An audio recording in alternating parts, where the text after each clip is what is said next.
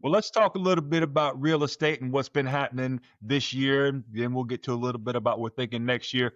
Guys, what has surprised you in real estate this year? Well, I can tell you here, increase of renters and rental properties, or I should say, driving towards that, for a couple of reasons. I think with the interest rates, there's been a lot of people who they're thinking about that 2% and 3%, and oh, I want to wait for that. And of course, we know that that's probably not ever coming again, right? So, and them not understanding that pretty much, before COVID, these actually were the normal interest rates. Even 8% was considered normal, right? So, so I've seen renter or people who were sitting on the sidelines looking at buying, then all of a sudden they say, well, you know what? I'm just going to sign a lease for another year because some people, no matter how much you tell them and you think you're the expert and you're trying to drive it home that 2 and 3%, please don't look for that, et cetera, et cetera. They kind of want to wait it out anyway. And then for some, it is a good case for affordability, right? In terms of, okay, well, I know that this home is going to be an investment, but it's going to be $2,500 a month, whereas but maybe I'm not making as much on my job or whatever the case may be. I can only afford $1,500 in rent, right? So that's what I have seen kind of be a really big driver here in Charlotte this year. I think that for us, I think the big catch this year has been the unpredictability of the market where the buyers are at. I've had to tell just about every listing we've taken this year that it's pretty fickle, and the best I can do is try to get it into the ballpark as far as the amount of time versus where we're going to land with price point. And I've had to tell them, if just because we got an offer early on does not mean that there is 5 or 6 of them that are coming behind it, and you can't just kind of hold out.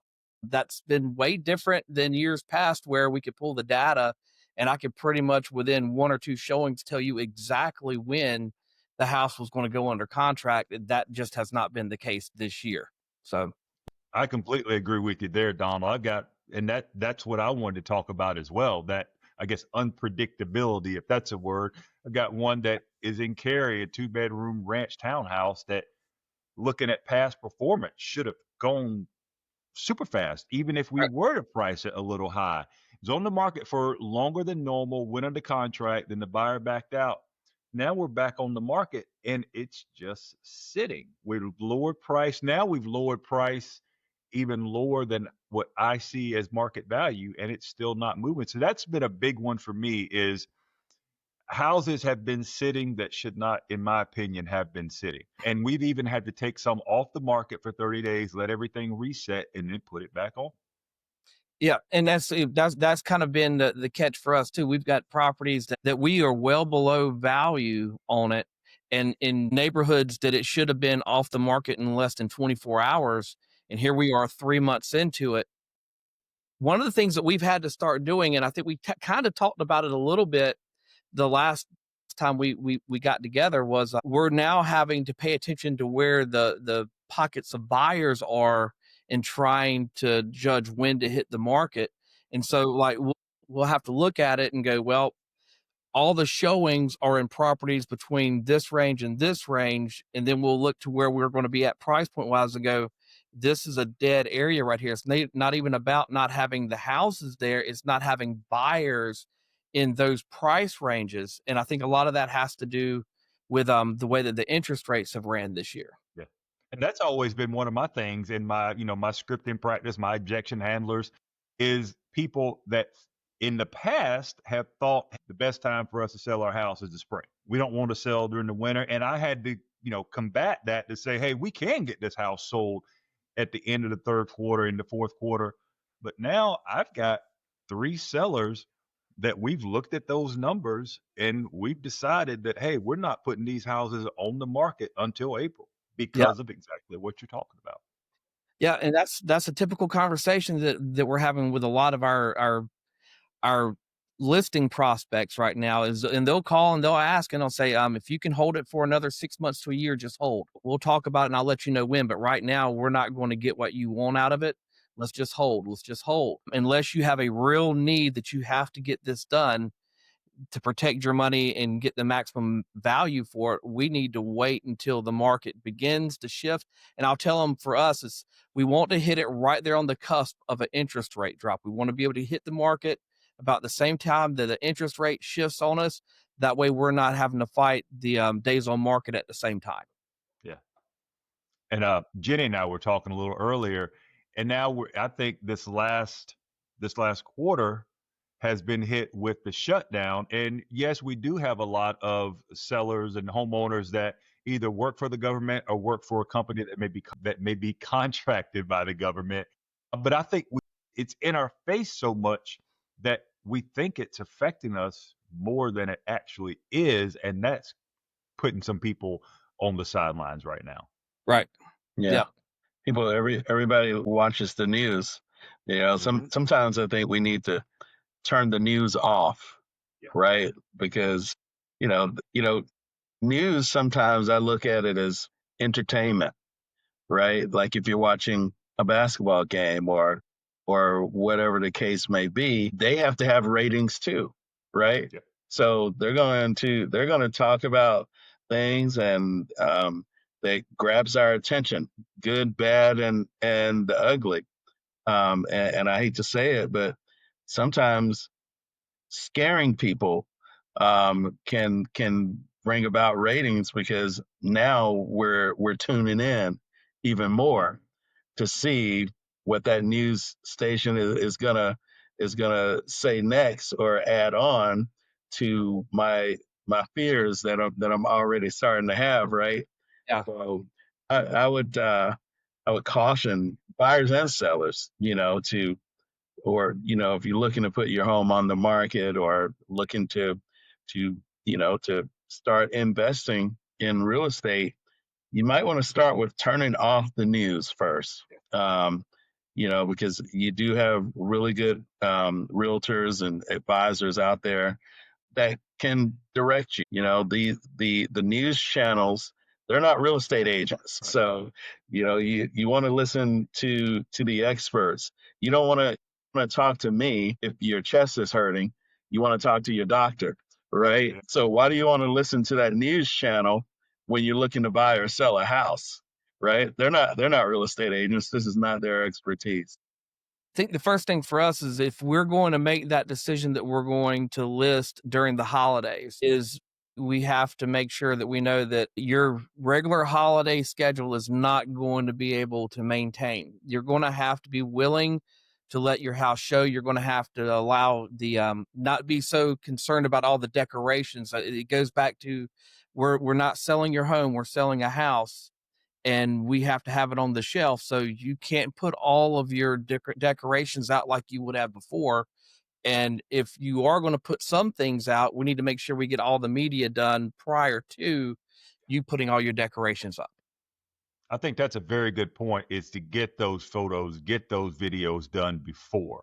And then, do your light decorating so that people can have that feel when they come in, but definitely get those pictures done before. That's a great point. I'm going to come at that from a different angle, right? And that's the beauty too of talking to different agents or whatever. There's a bunch of different rights, right ways to do things, or ideas, or what have you. I certainly would not go all out and decorate the entire house, et cetera, et cetera. But I would say, maybe in some of the most used areas of the home, which is one is going to be the kitchen, but outside of that, the sitting area or what have you, where family gathers for the holidays, not going extravagant, but kind of maybe having some decorations, because there are those, especially first time home buyers. Whereas they want to get into a home before the holidays, so that they can show off their new home to the family, right? Oh, they've never wanted dinner to be at their place before, but now they've got the new home in the family. So we want everybody to come here. I think, especially as a seller, kind of painting that picture, making that buyer see and okay, this is what, the holidays or Christmas can look like if we're in this home because it's all nice and decorated, lightly decorated or what have you, right? But you want them to feel like, okay, yes, this is home and this is what I want to do. And I want my family around this type of setting when they come and we get to show off our home or what have you. So I would say maybe try just in a room or two where there's going to be a gathering and take just a couple of shots or photos and include that just so that again we're just trying to paint the picture. I always ask, can you see yourself in this home, right? And so that would be my goal. A big thing on there to think about, people, is I know you're going to have your Christmas tree up. Some people bring out gifts early, some people might put them out Christmas Eve. Know that if you have showings and this family comes in with little kids that might be 2, 3, 4 years old, they're going to see those Christmas gifts under that tree, and that's probably where they're going. And That's as an agent, as a buyer's agent, I can't control that. hey Terrence, maybe I should tell our viewers, put them out for the picture take for the photography, but then remove the gifts and put those away, for doing the short time, just for the photography That viewers. might quickly be your charity for the year. Zeke, how do you handle that with setting the house up for the holidays and getting the media? And if we get past the holidays, do you recommend that they have the photos reshot after the holidays if it gets to that point?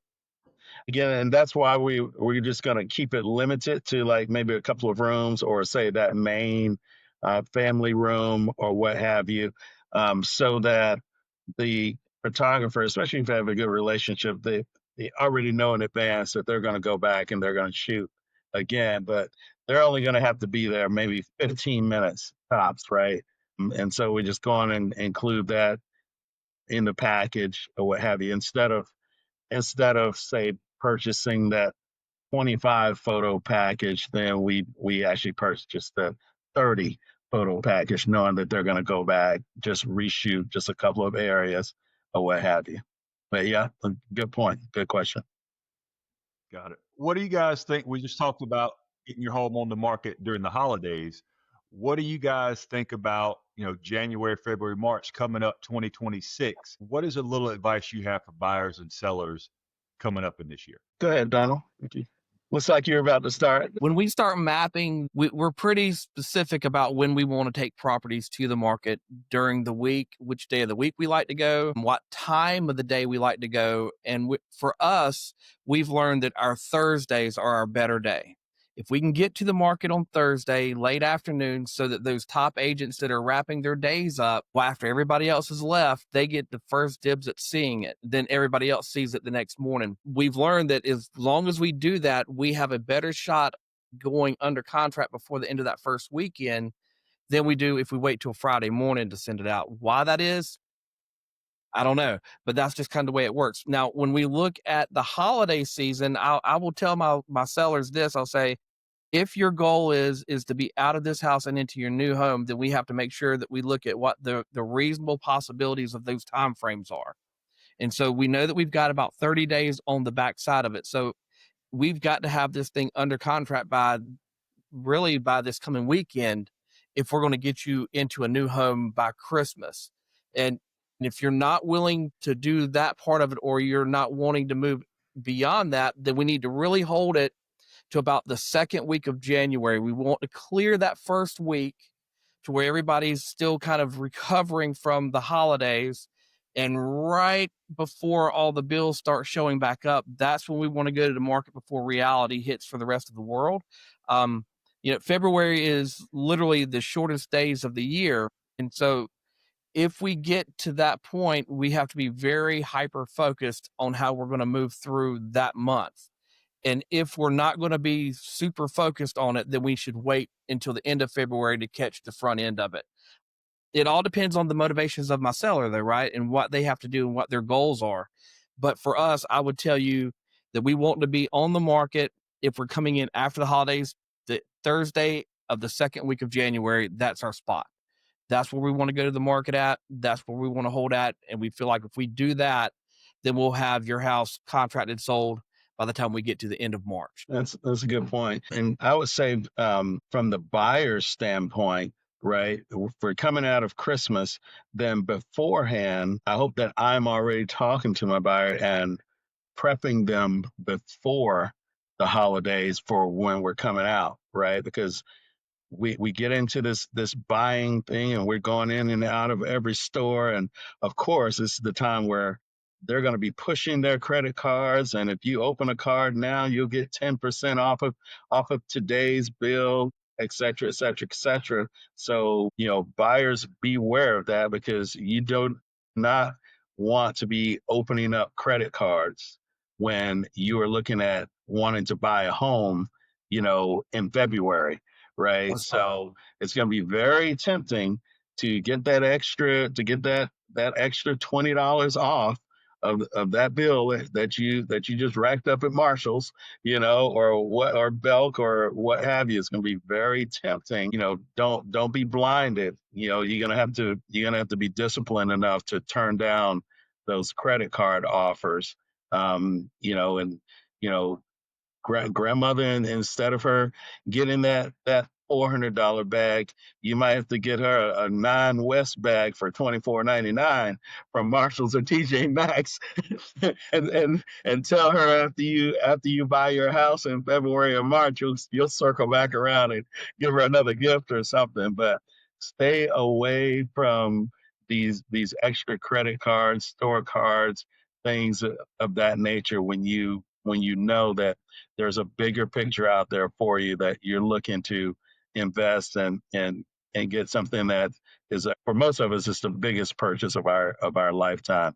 You do not want to just put a little bit extra into Christmas by opening up cards and destroy your opportunity to get your first home. That's a great point. See, people don't realize how much and how a new account affects your credit score versus your oldest account, and which one is better. I recommend to buyers, go ahead now, even if you're thinking about buying either beginning of the year, middle of the year, or end of 2026, go ahead and speak with the lender now. That doesn't mean you have to close with that lender. That lender can give you a good idea where you are. And I always say this is the time to walk the finest financial line you've ever walked in your life. So if you do go to this store and you know there's a sale and you want to get something, reach out to your lender to say, hey, is it smart for me to make this purchase? Is it smart for me to open this account right now? How is this going to affect my ability to purchase a house? You might find that lender says, yeah, it's okay, go ahead and do it. It's more important for you to find out for that lender to say, hey, I would hold off on this until we get the house. It's a great point, Z. Now that we're here at the end of the year, I just wanted to see if you had any, maybe a client success story or something that happened that you didn't think was going to happen that actually worked out for your clients this year. I'll tell you what, if I only have one child, but and I'm using an analogy here, whereas if you have more than one child, if you have 3 or 4 children or what have you, it's often said that we have that favorite child, right? So that no matter what, Bobby gets away with everything, and you catch me with everything, you punish me all the time. And I feel that same way with clients. So I do have like a favorite client, and really just because it's a client who can buy anything they want. They always get their homes free and clear, and I'm talking really nicely priced homes or what have you. Even when it comes to putting one on the market, and buying another. They're not dependent on the one selling. It it doesn't carry a mortgage. They're going into another and they're not going to carry a mortgage or what have you. And where I'm going is sometimes when you run into people like that, they could be kind of a pain or attitude or say maybe look down on you or things of that nature. But these clients are so humble, so down to earth, have literally gifted me a number of times, and just little small tokens, $50 card to a restaurant or what have you. I've been invited into their home for dinner, thinking it's going to be a dinner party because they say, "Oh, it's going to be a dinner party" or what have you. You get there and there's an entire spread with charcuterie boards and all this and that and three-course meal, et cetera, et cetera. And you're looking around for everyone else, and they say, "No, it's just you. You're the only guest, or what have you." That's been for breakfast. That's been for lunch. That's been, hey, you're welcome to our home. You can come in and out anytime you want, or what have you. It has really made me feel like part of the family, and so that's just really huge to me. It also speaks to and I'm sure you guys will agree that this is a relationship business. Some people look at real estate agents as almost being like car salesmen. Well, to our viewers, that is not always the case. There's always a bad apple, that is for sure. But this is a relationship business, and I can speak for the three of us. We're not looking to just do one transaction. We want to become a part of your family. We want to attend the weddings, the barbecues, things of that nature. And this particular client is my favorite client. I'm very thankful for them because they make me feel exactly like that, like family. I will say this year, when I'm looking, as you asked the question, I'm thinking through it. The one that really pops up to me, and it literally just happened, and I could go through several of them, but this one specifically, I have an investor who likes to buy properties and then we'll rebuild a house and then we'll sell it. And sometimes it's a vacant land, sometimes it's a rehab. This time we ended up with about 20 acres of land. We got it under contract within 2 or 3 days, which is pretty impressive for vacant land in this market. And we got to this past week all the way up to about a week before due diligence, and the buyer on the other side had to terminate. The reason for termination had nothing to do with the land. It had everything to do with they just got a diagnosis for cancer. They put the check in the mail Friday. We got it. Well, they dropped the check off to my office on Friday, and they got their diagnosis that afternoon. When the agent called me and she's told me that they're going to have to terminate it, and she gave me the reason why. And then she said, "I understand that the due diligence isn't coming back.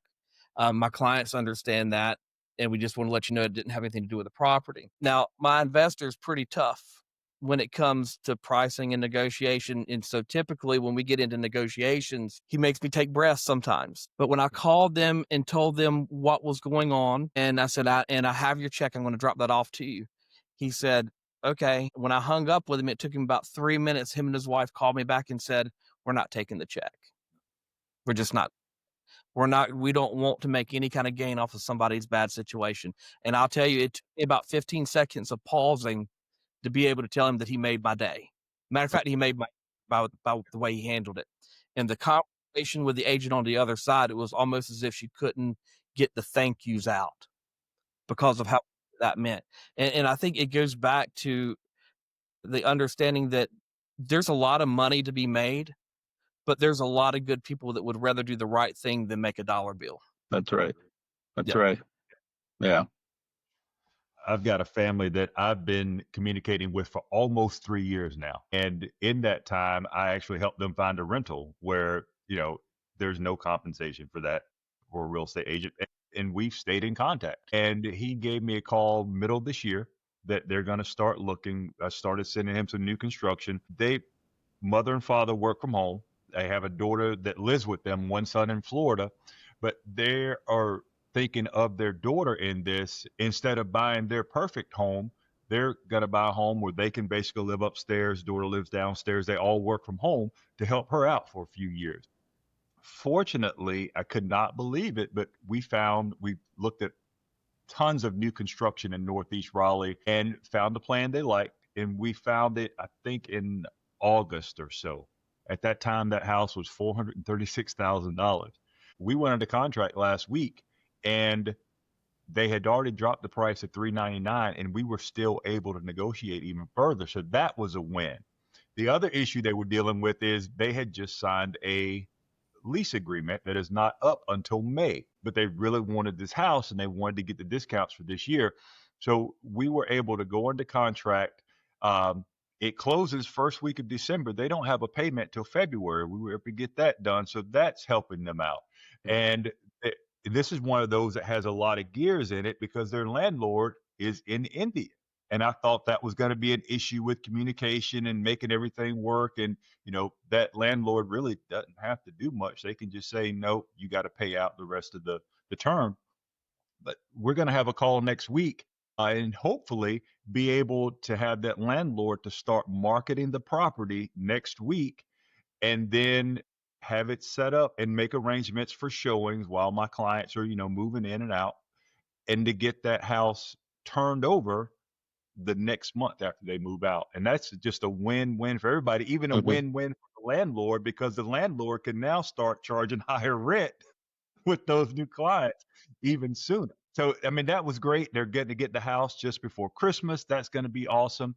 And also with that story, one of the calls that I know a lot of us get is, well, I'm in a lease and it doesn't, I've got 8 more months on the lease, or I just signed a lease.